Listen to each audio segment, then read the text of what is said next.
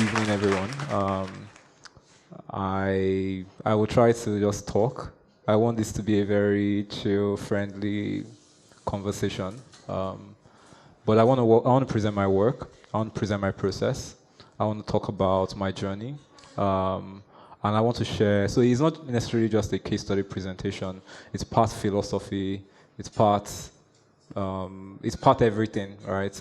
It's everything that I've come to understand. It's really my journey, and yeah. So let's get into it. So I am a creative technologist, passionate about community. When we talk about creative technology, or I mean, I'm sure saying creative technologist, that's not a very real sounding job title, right? But how I landed on that was as a result of all of the skill sets that I've built over the years, right? From branding to product design to web development, design, all of those things come together, and I think that it's made me understand, how to express myself creatively, and I'm very fascinated with technology, and I'm also very passionate about community. So those are the three things that really define what I do. So let me just show you a bit of my reel.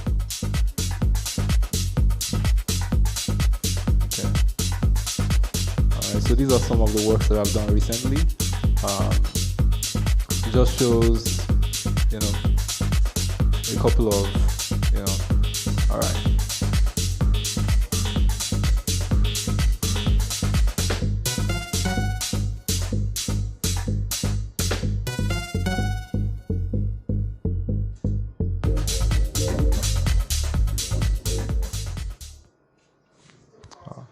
It's too fast. All right, let me play. Oh, God. Let me play it again.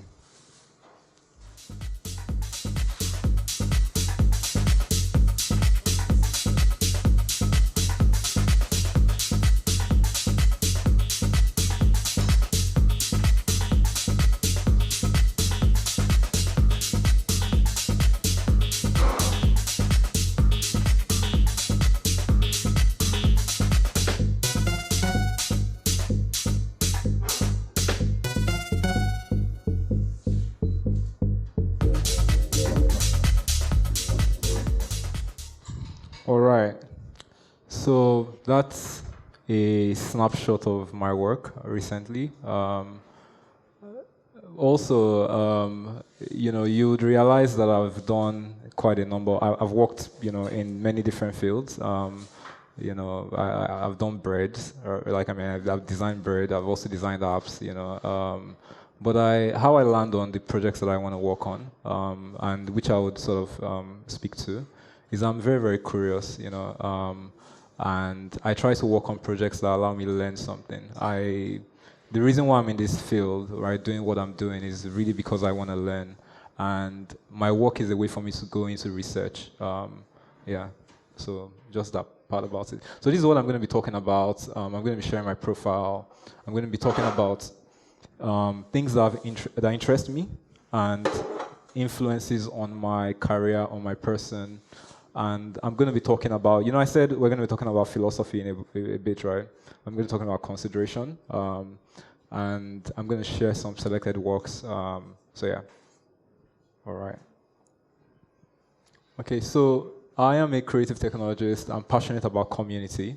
From a very very early, from the onset, Samuel spoke about, the days of Lagos dribble meets and a lot of, I think that for me, I am passionate about community because I see how with community you can do a lot, and without community also you can't really do anything, a lot of the issues that we face collectively, it happens to us collectively because so for example, whatever is happening in the creative industry or in the creative space affects all of us, right? We can't solve that individually, nobody can, right? Community is the way of tackling these things, addressing them, and spotlighting these issues. So, yeah. And I'm very curious about the world, right? From a very early, I think the earliest experience I had when I was really, really young, about 3 or so, I just could not fathom why we had very important questions. There were these questions. I don't know if you ask questions as a child. I used to ask questions like, why is the sky blue? Why is the moon following us around? And it was very, very perplexing to me that you would ask someone that question and they did not have an answer. And not just that they didn't have an answer, they were not bothered that they didn't know the answer, right? I'm just like, how would you not know? And you're just going about your day, and like, this is like every day, like it's just there, and you don't care about the fact you don't know the answer. So that has really, really inspired me, to fall in love with learning, fall in love with understanding how the world works. I am obsessively curious. I'm not, yeah. Let me get into it. I'm also fascinated by the wondrous feats of human accomplishment. I think that is self-explanatory, right? You see what is happening in AI, what's happening with, DALL-E 3 launched this morning, right? Or it was yesterday, yeah. And you see how, when you really break it down, you see how that is, it's not magic. It's human engineering, it's human ingenuity that has put together this system, and that's just fascinating to me, yeah. All right. So, this is a video of a black hole, this is also very strange to me, I'm going to talk a lot about space, so you guys, if you, just sit down, and if you don't like it, just bear with me, please. Yeah. So, you think about an idea of a black hole, right? Right now, these are some of the things that are pressing on my mind, right? You think of a black hole, about how this thing, right? It took me a while for me to believe, because even as I've fallen in love with science, right? So it took me a while to really put together those two things, that this thing, this abstract black hole thing, right, is actually a real thing it's real, right? It's somewhere out there floating. Right, the same way we don't always we can't really comprehend our own reality staying on Earth, right? So I want to give you guys a thought experiment, right? Think about where you're standing on Earth, right? And think about the Earth like an orange, right? So we're all standing on the peel of that orange, right?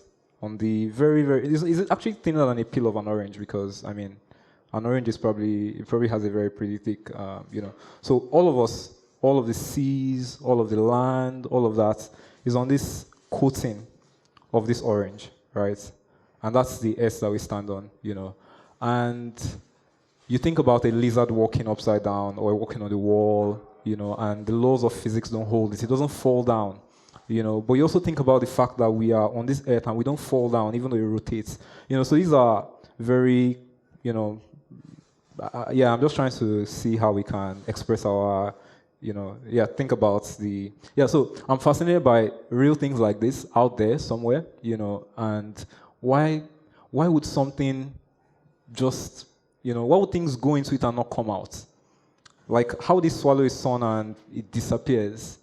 How is this roaming around in our space? And these things are real, though, So yeah, let me get into it.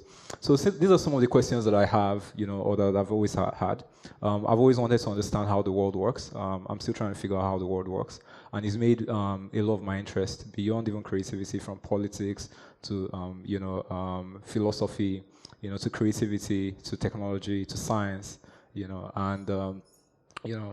So why are plants so different from animals? You talk about how a plant is a living thing, an animal is a living thing, but there is a clear demarcation somewhere on what is a plant and what is an animal, right? They're both life, right? But there's something going on there, These are questions that I have that don't allow me sleep sometimes, that make me, So yeah, all right. Then why are we alone in this big universe? This is, a lot of people would say, oh, we are alone in the universe. Some people say we're not, right? They are aliens. But no matter how you think about it, if we are alone in the universe and you know how big this universe is, you should be scared. Because I think the nearest star to us is about 3 million light years. That's 3 million years traveling at the speed of light. And, the thought experiment for the speed of light is if you were to sit on a beam. So let's say I'm holding a flashlight, right? And you were to sit on a beam of light, right? And I put on that flashlight, how fast will you move, right, with that light? And it's going to take you 3 million years at traveling at the speed of light to get to the next star. You understand? And you look out at the sky and you see billions of stars. I think sorry I digress, but you think about Abraham, right? And when God told him that, see, I want to show you an example. And he took him outside and said, count the stars. Like billions of stars, right? And between them, there is a vast distance, right? So these are the questions that keep me up at night. Yeah. And infinity, obviously, like, I can't wrap my head around this. Like, is infinity real? It seems like it's real, but if it's real, that's baffling. I like to think of it hypothetically too, but yeah. So growing up, I've always been, like I said, I was really, really, curious. I'm still curious. I've always also done a lot of things. See me here, I was in the choir here. I don't even know what I was doing, but I was probably doing something important. But yeah, I remember I led Bible verse passages, just many different things. It was just different. I was like, yeah. I was very gingered about a lot of things then. Give me a sec. And growing up, I grew up in a family of 6. This is my mom, dad, my siblings. This is Funto. Some people know Funto. Yeah. I think growing up, my earliest memory about, design, creativity, arts, was about when I was around 3, 4. I did a drawing. And that drawing, I made it with, I think, a black biro or something, And it was a draw, those normal car, those drawings of, what do you call it? Those stick drawings now of that you draw your car, and then there will be tires, and And I remember then that my dad then took that drawing and made a photocopy. But it wasn't just a normal photocopy; it was a colored photocopy. So I drew it in blue biro. So I think when the photocopy was a different color, and I was just fascinated that. So there are 2 now, and this is something. So these are part of the influences that I've had on my life that have has really, really made me just fascinated about just questioning stuff. Why are things not possible? What can technology do? Why are people scared of all of these things? And yeah. All right. Then also, these are my interests from a very, early age. I think when I was about 7, 8, I picked up. So I was speaking before about how the initial graphic was so, it was because I remember picking up, it was greeting card maker or some software then when I was 7. And I just felt like, wow, like it's over. I could use clip art to design anything. Those things were work, in retrospect. But it was very, very. Sorry. It was it allowed me create. It allowed me express myself. I had it actually wasn't my computer then. I think it was my cousin. They had a PC in their house. So whenever I go on vacation, I'll just use their greeting card, create stuff that I will never send to anybody. But it allow you to use clip art and all of that. And I think those were the initial signs, that I knew that. And creativity and design wasn't as it is now. There was no graphic design industry. It wasn't graphic design. It wasn't anything. Even till now, and which is why I think it's very important that we are particular about what we want to do. Because as creatives, we get to set the tone for our career. We get to choose what we want to learn and how we want to grow, right? And nothing is really... if I want to learn research and learn UI, UX and learn web development, so long as I can find a practical way to use that, nobody should say you can't do it, and I think that's what gives you the differentiations that you then have in the end. So, yeah. So I've been fascinated with design, first, All right. Then Encarta Kids, this was my library. It wasn't just Encarta Kids. There was the normal Encarta, and there was Encarta Kids. So I don't think there was any page or any story that I hadn't gone through in the entire encounter, So, also reading encyclopedias, physical encyclopedias. I also grew up with a lot of books. My dad is he keeps a lot of books. He likes reading also. So, yeah, I've always been fascinated by Nat Geo. I mean, I remember growing up to like a lot of picture books on what Nat Geo Wild, and I'm just like, wow. I mean, now we have documentaries and all, but then they had these magazines that they did. So yeah, and yeah. All right, let me move on. All right, so I want to start into my journey. I'll get to my case studies in a bit, so you guys don't worry. Yeah, I'm just trying to give you context before we get to why I do what I do and how I think and my process. All right, so actually in 2006, I was a science student. Yeah, I know that word is problematic in a way, but yeah, I was a science student. But I was doing fine arts, right? Yeah, and it's not just a simple story like a science student doing fine arts. I had to sign. You know what it means for your school to say you cannot do fine arts as a science student. You actually have to either be an art student, or you should go into science. But I was very particular. I didn't see any reason why, like I wanted to express myself. So they had to create a timetable for me, only me, right? So I was doing. Everybody would do agric, then me I'll do fine arts. So when it's agric period, me I'll go and do my fine arts with fine arts people. So it was very, very. And they made me sign an affidavit, right? So that if this affects my studies, right? If this affects my whatever, it wasn't there, So, but then I should have known still, And yeah, by the way, I passed in flying colors for my fine arts in GC and WAEC. Yeah, so it wasn't a wasted effort, even though I didn't use the certificates. But yeah, yeah. All right. Then in 2007, 2008, it didn't stop there. I made my parents take me to apprentice. Right. Now, I know this word apprentice looks like a very fancy and nice. It might look like I did this in a very well-done organization. No, this signwriting, papercraft, let me try and explain it better.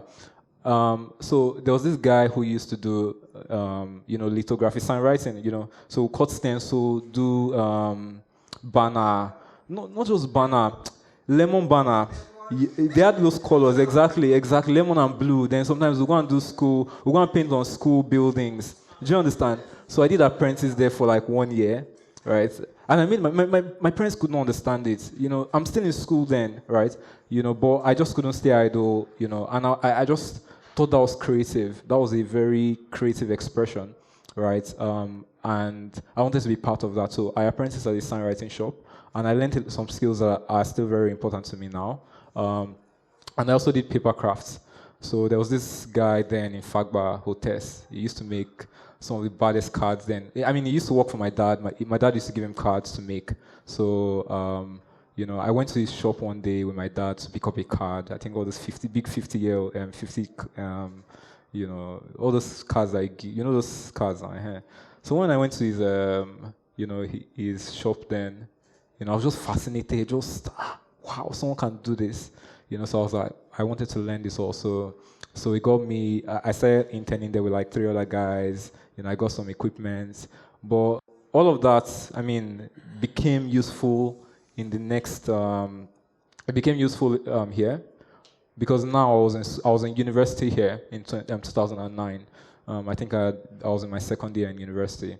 So I then started trying to use those skills. I mean, it's just some of them that are paper crafts. I mean, I was using Biro. So whenever I'm like in class and I don't want to really listen to what they're saying, or they're just tired, I just really and I got really popular with it though, because I did for a lot of people. I started, and when I say a lot of people, I wasn't making a lot of money. I was making either no money or between 1K and 3K, which was actually, and the 3K and 1K it was my roommates one day that was like, see, you can't be doing all of these things and taking all of your time and you're not making at least 1K. So that was how we fixed the 1K price. It wasn't like,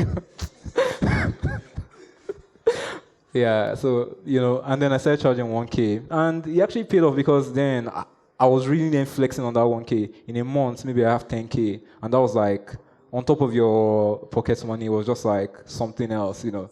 So yeah, it was soft, yeah. So I did paper crafts, paper cards. I mean, I even did paper cards for my what do you call it? You know, our student admin, some of the officials in school, you know, and they will let me go out of school to go and get stuff because they'll give me excerpts because they know that like, you know, it's for a good use, you know. So yeah, so yeah, I did this in school.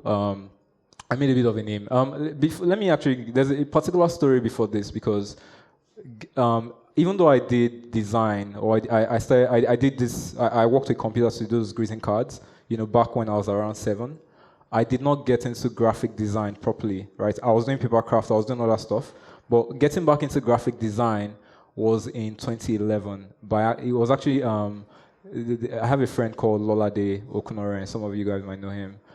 So we were in school together, and he just came back to the hostel one day, and he was like, see, he went for an exhibition outside of school, and in this exhibition, he saw how some people were able to. He saw the work of Data Oruwari. I don't know if you know Data Oruwari. So she's an illustrator, you know, and she did this exhibition and illustrated, and he was like, man, see this work, you know, and I was like, how did they make it? And he was like, Illustrator. So we're like, wow, we need to download Illustrator. We need to find a way to use Illustrator, you know.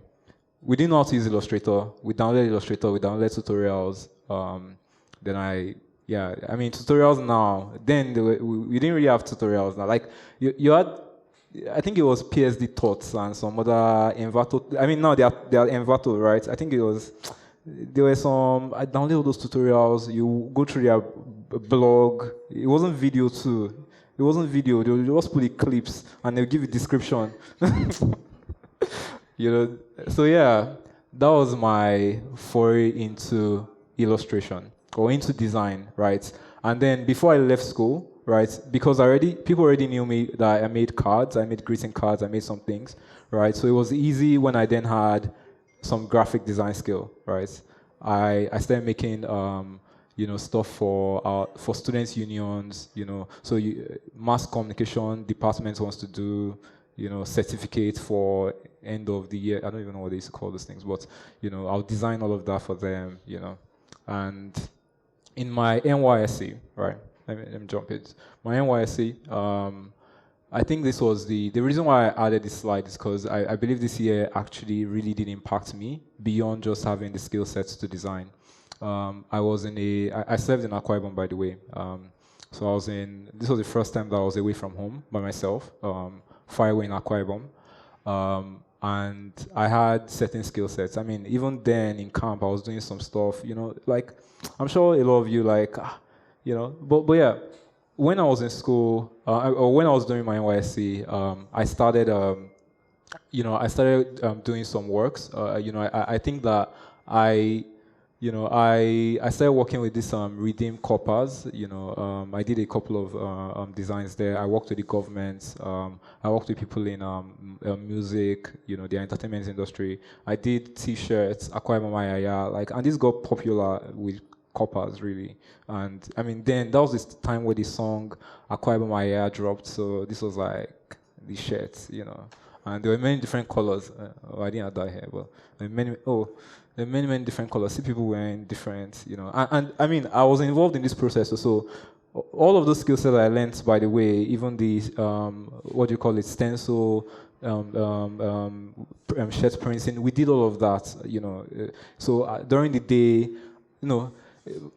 I had 3 jobs. Yeah, I had 3 jobs.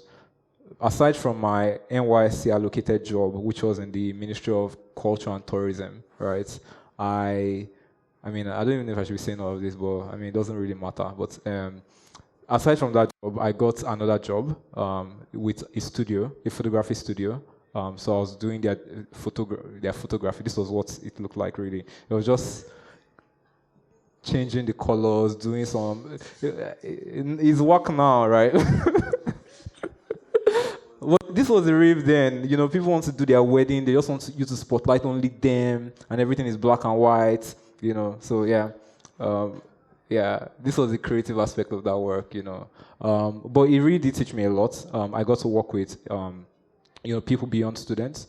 I worked with the government. I worked with the studio that I was talking about. I worked with other people, and it made me also get a sense of, or I had a sense of self-confidence.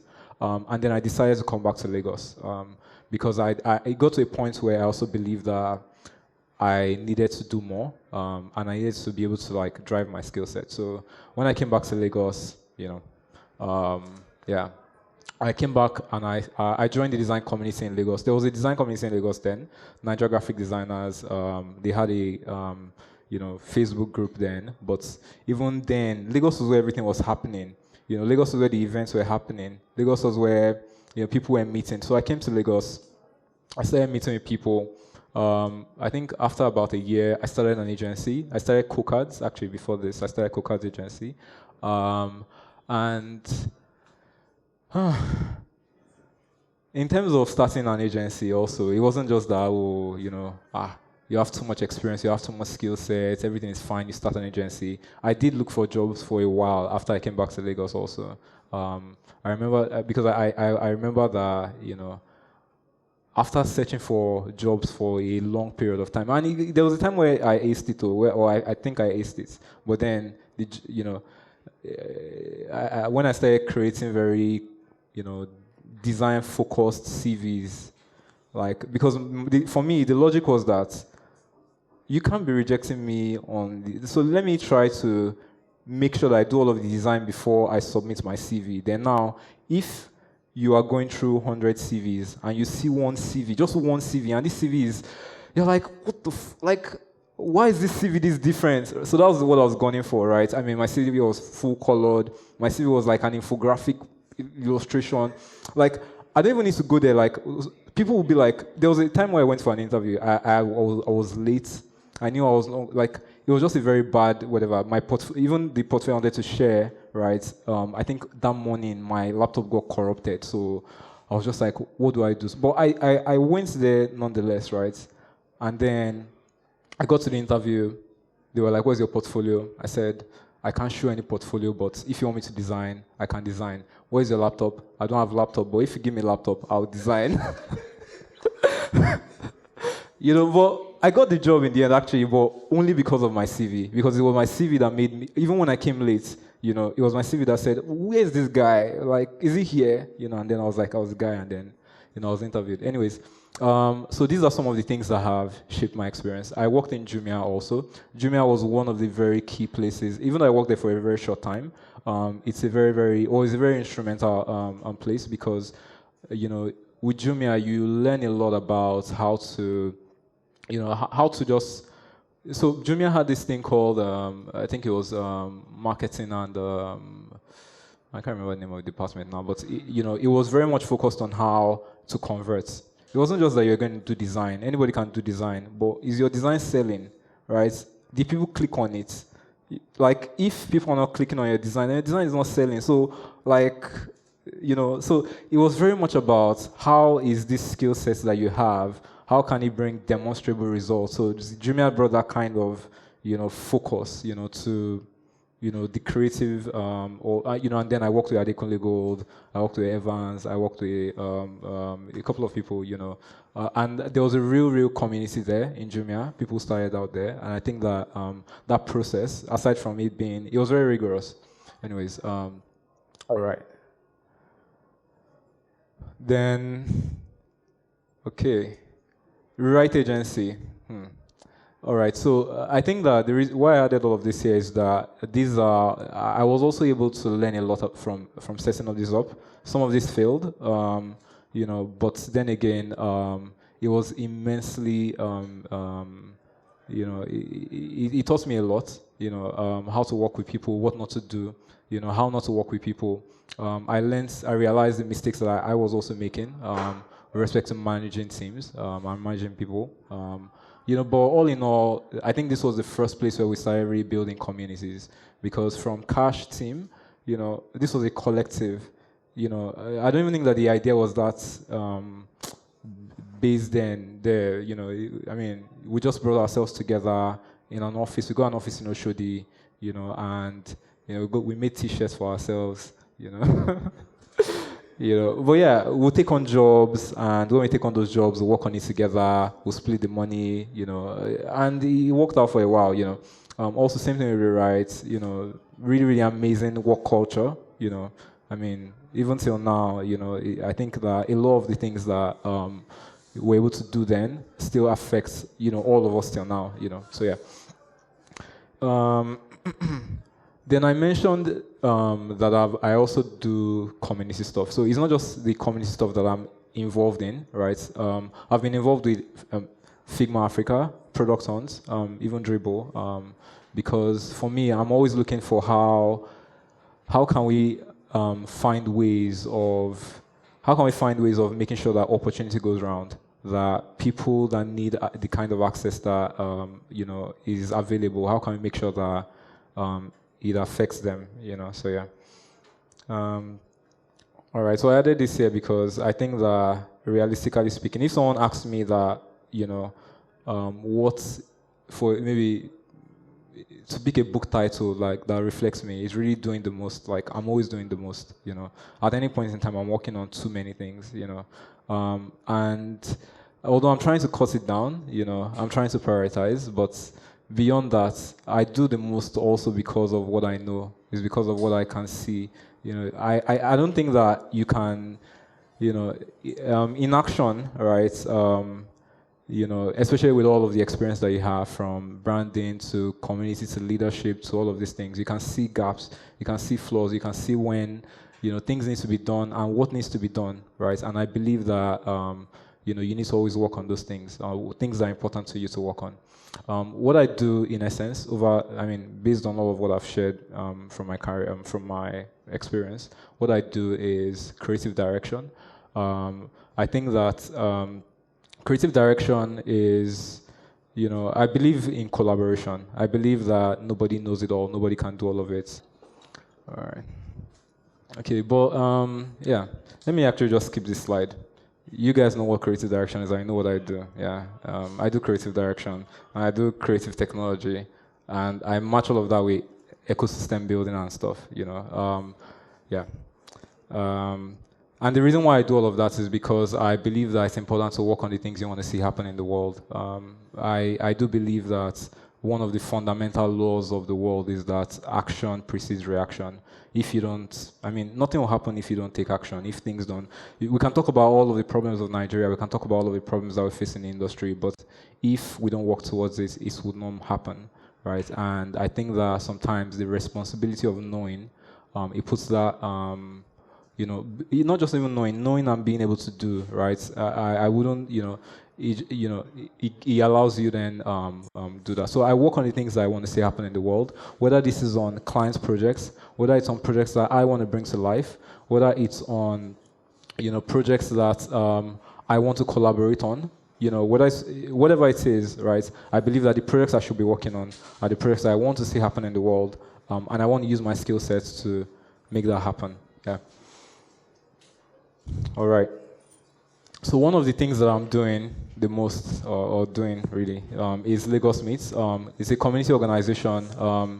It started out as a dribble meetup in 2017. We've held 3 versions already. And what we are about really is to, in terms of the event, or in terms of the dribble meetup, right, or in terms of what Lagos Meets is about highlighting important conversations, right? It's about making sure that, key issues, key areas that we need to focus on, we can address that collectively as, a community, right? So we can talk about, and it doesn't, it's sort of, you don't have speakers saying this is what to do, this is not what to do, this is how I did this is how I didn't do it. You have everybody talking about what do we need to do, how should we go about it, what makes sense, this doesn't work for me, this didn't work for me, this will work for you.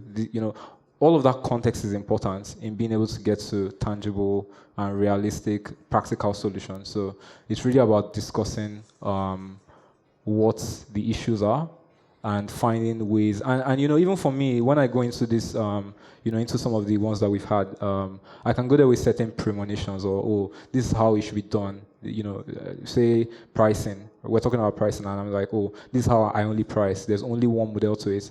But because it's a situation of, it's not speaker and audience, right? It's everybody talking, right? I can say that, and someone says respectfully, that doesn't work for me. I've tried it, and we can then have an engaging conversation where at the end of it, we can all take something away from that conversation, right? So that's the importance of being able to build communities like this in this way. For us, we do have another one this coming year, or this same year in November. It's going to cover. The program has changed a bit, so now we're going to be doing those roundtable conversations, case study presentations, which the huddle is part of. But musical performances, VR spaces, fun and games, and food courts. Yeah. All right, so that's really that about my experience. I'm going to get into my work, but before I get into my work, I want to talk a bit about the things that have influenced me, right? The things that have affected why I'm the kind of person that I am. All right. So these are the people that are, that are dear to me when I'm not working, right? When I'm not designing or doing the most, or I'm probably I'm probably chilling with my dog, my cat, my babe, my friends, I am, I'm traveling, I'm reading books, I'm listening to music, I think in terms of the music that I like, there's a lot there, from Faust to Simi to, sci-fi sounding stuff, and Ludovici Winardi and Hans Zimmer and the likes. Yeah, but these are really good music. I think you guys should check it out. Yeah, you really love it. You will, I promise you. Yeah, then podcasts and shows. These are also really great. Most of them are like either history or sci-fi or but they are really stories. They are mostly around stories. Stories that can teach something really, really important that I can use in life. So that's how I go about it. This is a particular interesting one for people who want to understand creative leadership. Two Bobs. I think that it's a very good podcast. For creative leadership, how to run an agency, that kind of stuff. Movies. Yeah. Yeah. Don't worry. You guys can take pictures. You can take pictures also if you want. But this is These are awesome. Yeah. So whenever I'm not working, this is what I'm trying to do, or this is what I'm doing, really. Yeah. All right. Okay, so in terms of, I said we're going to talk a bit about philosophy, all right? So the philosophical side of things, all of what I have done, because after doing the most, right, and you've done a lot of things, right, and I've worked with, there's a lot of process, that I've been involved in. I've created a lot of documentation myself, whether running an agency or even in my own freelance. I've heard a lot of people talk about what works, what doesn't work. And a lot of all of this I actually had a conversation with one of my friends, Timmy, he's not here now, last year. And we're talking about what is the one thing that needs to be on your mind all the time for you to, like, if you think about, this is my process, by the way, all right? So this is a part of my work, I'm sharing my process, but my process is consideration, right? My process is that, what do you need to always put at the back of your mind to make sure that something actually works out, or whatever you're trying to achieve, you're able to achieve it, right? And you think that, this is some 3 steps, right?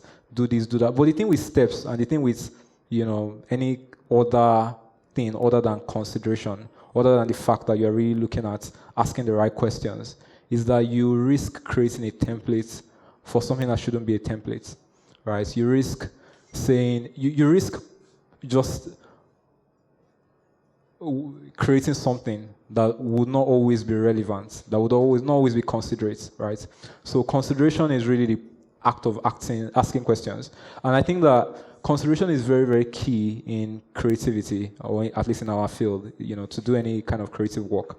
A lot of what we are doing, a lot of the questions that we're asking, a lot of the things that we're doing, it touches on consideration. For you to create something that works for, if you're going to create a chair, right, the requirement for design is that who will use it, right? Is this going to be, how tall should it be? What kind of material? These are questions that are embedded inside of consideration, right? If you're not being considerate, you can't create anything useful, usable, or desirable. Yeah. So consideration is a very key part for me. It's the one thing that I keep at the back of my mind and that I run by everything.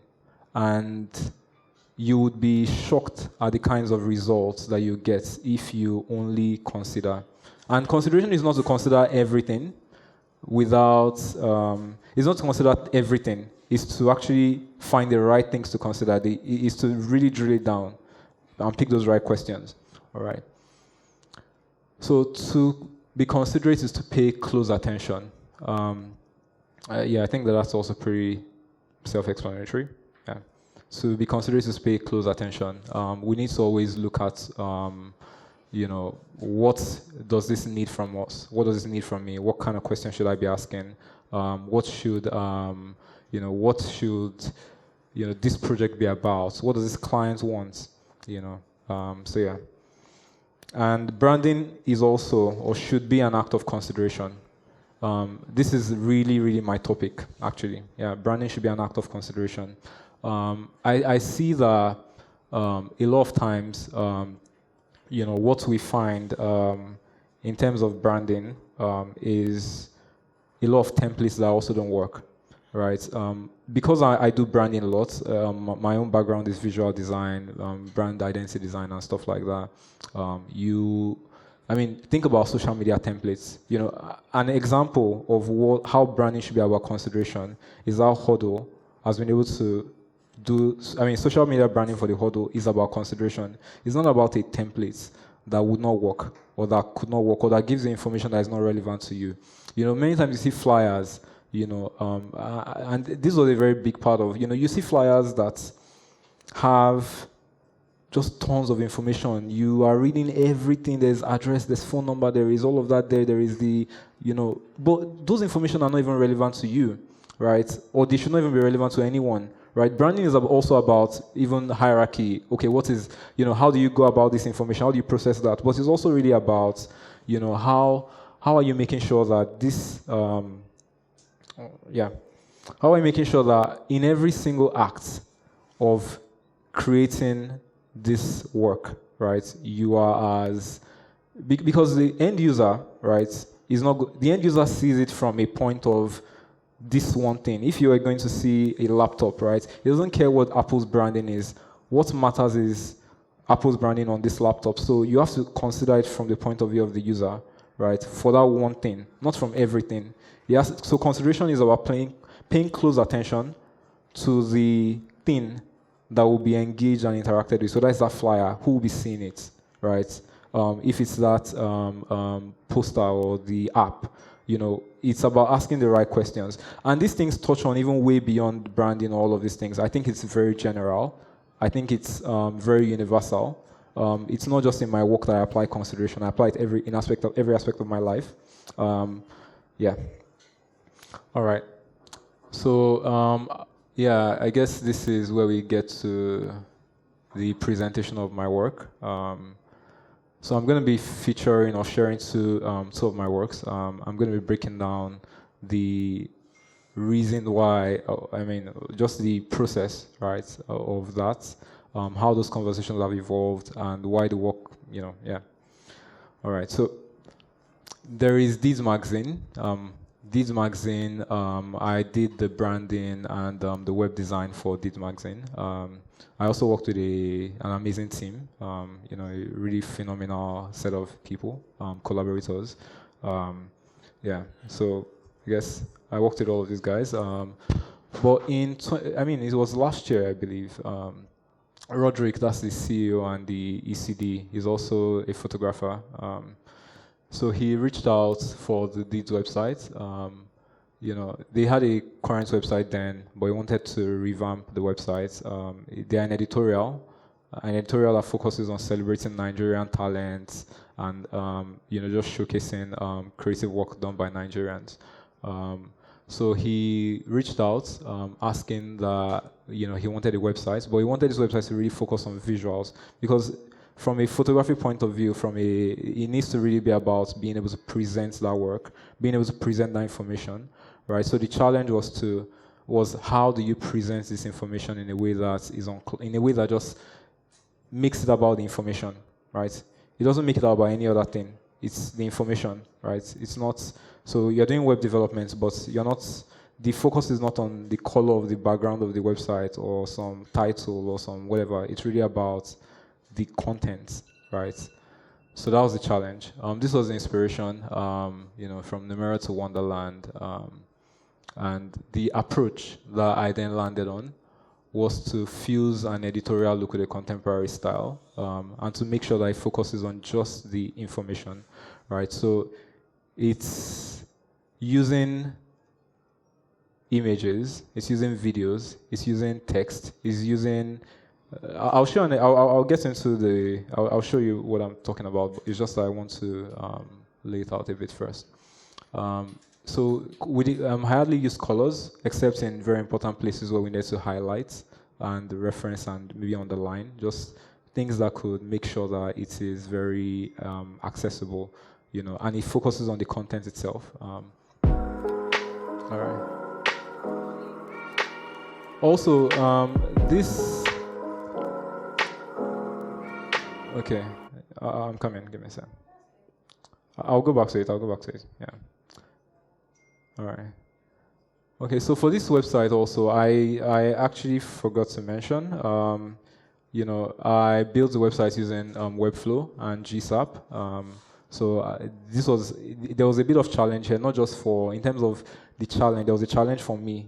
I had not used GSAP before, and I was looking all over Twitter for how to implement GSAP. It was just very, very complicated, but I had to learn, GSAP for about a couple of months. So I wanted to really pull something off this matrix-based interaction cascade, which is basically using maths, right, to control the animation in a way that is making it have this sort of natural pattern, right? So things can follow each other, but it's a cascade, but it's based on some, yeah. I wanted to explain this before I then go into the video. Yeah.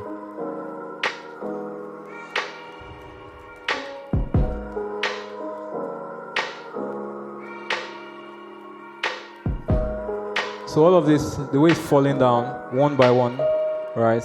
That was not very easy to do, really.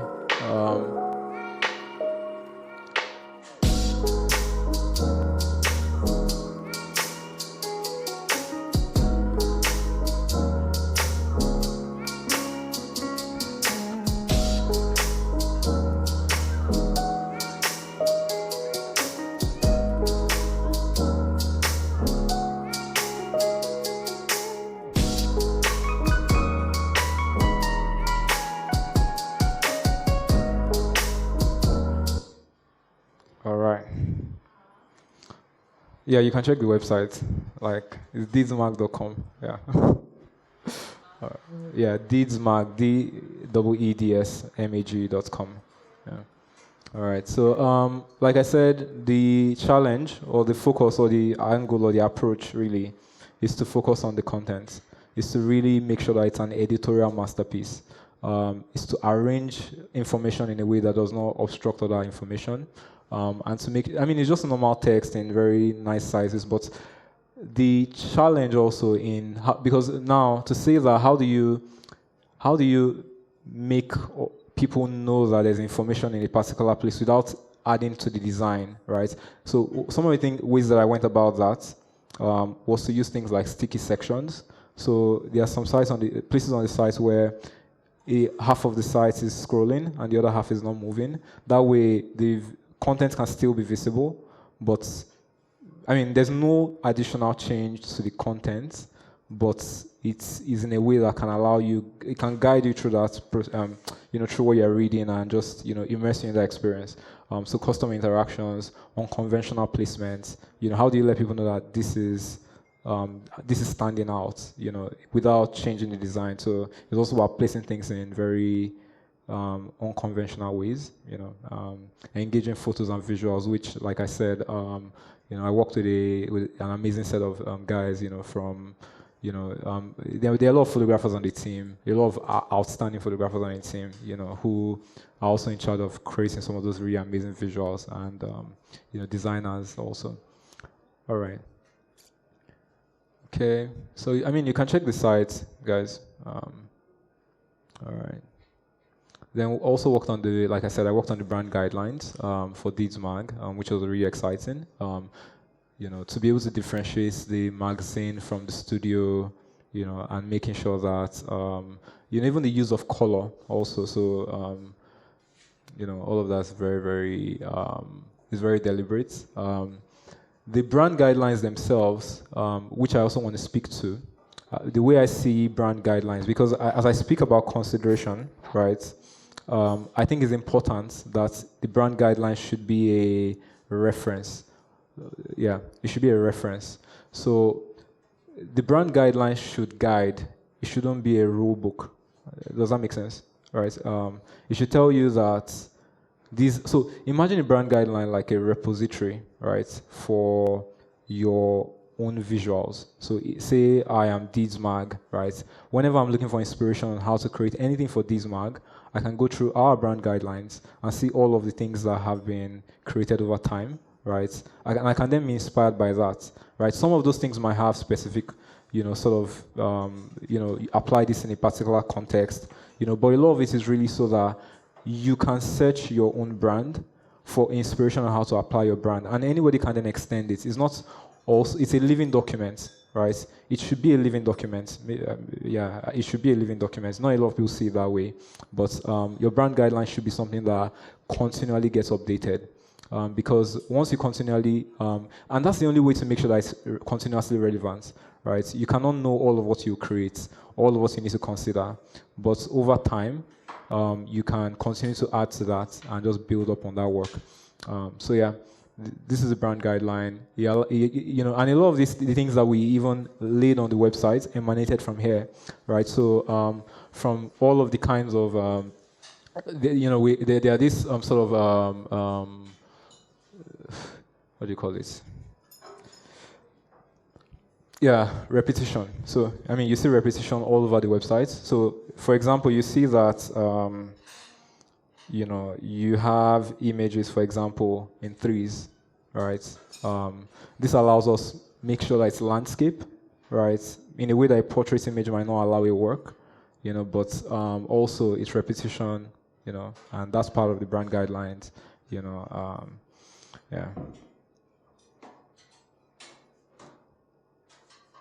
Okay. All right. So yeah, really exciting projects. Then the next project I want to talk about, I think that's much more tied to, yeah. So it's really about how do you consider, the design patterns that are all around you, right? How do you get inspired by the design pattern of the world, right? It's a fashion project, but it took me in a very, very different direction, in a way that I loved, the way the client loved, and the way that, we're very happy with the outcome. All right. So it's for Culture Clan. It was to develop brand guidelines and strategy. I worked on the projects with Tamara. She was a collaborator. She helped with the strategy, and with Yvonne. So Culture Clan is a brand. It's based in Europe. It's a fashion brand that is looking to help, black women of color, really, to feel fashionable.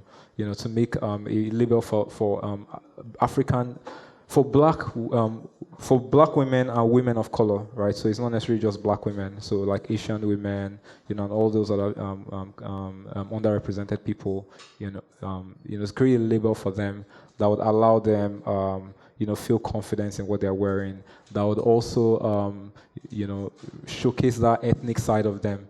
And even from the name of the brand, Culture Clan, is very, very, they're trying to make sure that this is that this brand can actually, in terms of the clothes that they make, in terms of the prints, in terms of how, they express the brand all through. They wanted that to touch on all the aspects of it. So at the beginning, the initial talks, after we consulted with Yvonne and asked a couple of questions, it was very clear that the brand strategy had to focus on being timeless, right?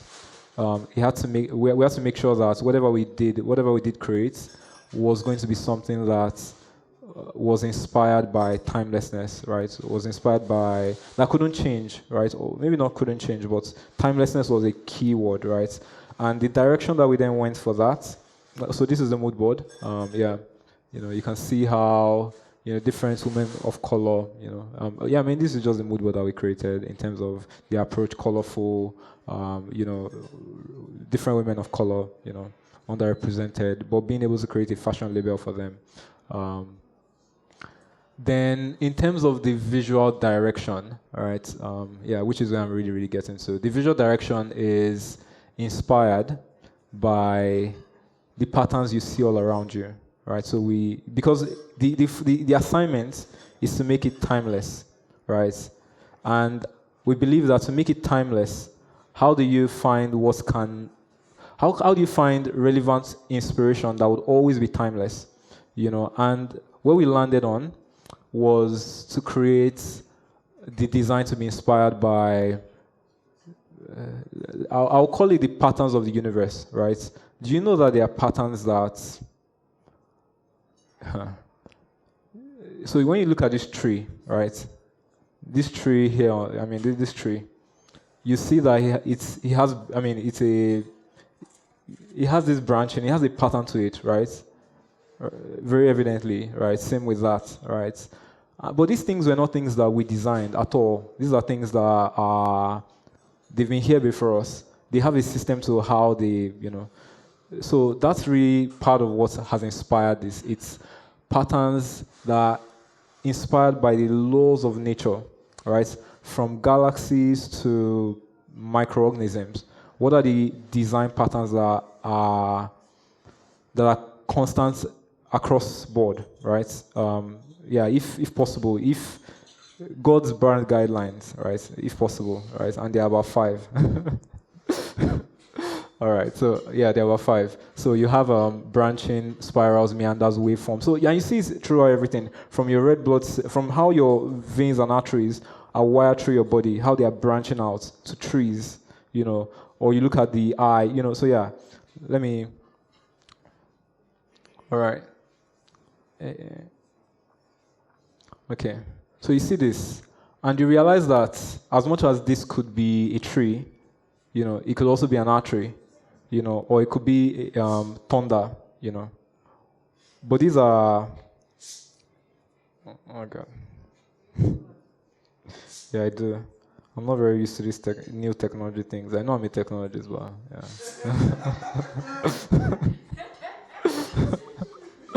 yeah. Yeah. All right. So, as I was saying, this is, so it could be a tree, it could be, but it's weird that it's consistent. It's weird that this is not random, right? It could seem random, but it shows up everywhere around the world, not just on Earth, right? Not just on our level, on our scale, both micro and, so I felt that there was nothing that could be more timeless than that, right? Like, you would have to, there's nothing that could be more timeless than that. So that was the inspiration. That was the strategy, right? In terms of the direction, right? And then that then inspired how we then applied all of the rest of the branding. So like I said, you see, waves, you see packing, you see galaxies, these things have patterns to them, and these patterns are timeless. Yeah. Okay.